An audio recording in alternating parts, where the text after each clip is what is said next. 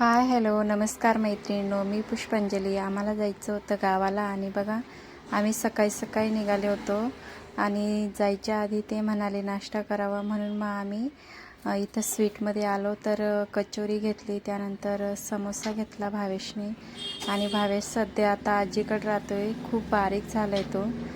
तर बघा मुलं हे आईवडिलांजवळच बरे असतात, बाहेर गेल्यानंतर कुठं खातं कुठं पितं.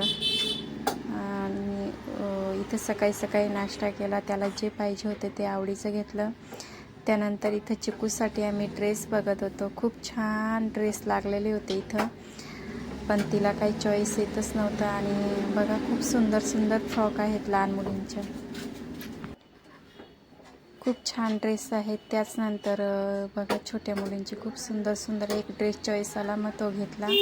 त्यानंतर आम्ही गावाजवळ पोचलो आणि इथं थोडा वेळ थांबलो. सकाळचं कोवळं कोवळं ऊन होतं आणि साधारणतः 9-9:30 वाजले होते.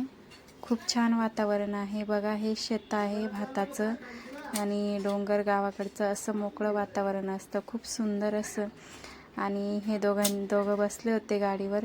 त्याचनंतर थोडेसे फोटो काढले, खूप छान आले. त्यानंतर पुढं आल्यानंतर भावेश आणि यांची दाढी कटिंग करत होते. बघा खूप केस वाट. तर चला भेटूया आपण नेक्स्ट व्हिडिओमध्ये. व्हिडिओ कसा वाटला कमेंट करून नक्कीच सांगा. व्हिडिओला लाईक शेअर आणि सबस्क्राईब नक्कीच करा आणि बाय.